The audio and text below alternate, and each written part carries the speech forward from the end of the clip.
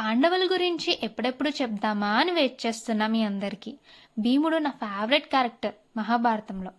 కానీ ముందుగా పాండురాజ్ ఫ్యామిలీ గురించి తెలుసుకుందాం. పాండురాజ్కి 2 భార్యలు, కుంతి, మాధవి. కుంతికి 4 కొడుకులు, కర్ణుడు, ధర్మరాజు, భీముడు, అర్జునుడు.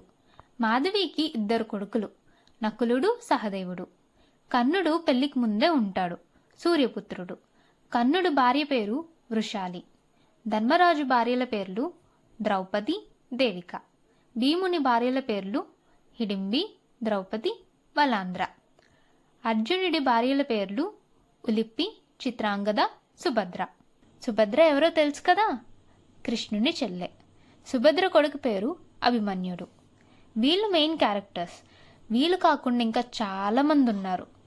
ఎక్కువ చెప్తే కన్ఫ్యూజ్ అవుతారని ఓన్లీ మెయిన్ క్యారెక్టర్సే చెప్తున్నా. మనకి స్టోరీలో ఎక్కువ వీళ్ళే ఉంటారు కాబట్టి ముందు ముందు మీకు ఇంకొన్ని క్యారెక్టర్స్ని ఇంట్రడ్యూస్ చేస్తూ ఉంటాను. రేపటి నుంచి స్టోరీ స్టార్ట్ చేస్తాను. ఈ లోపల మీరు కృష్ణుని చెల్లి పేరేంటో కమెంట్స్లో చెప్పండి. జై శ్రీకృష్ణ.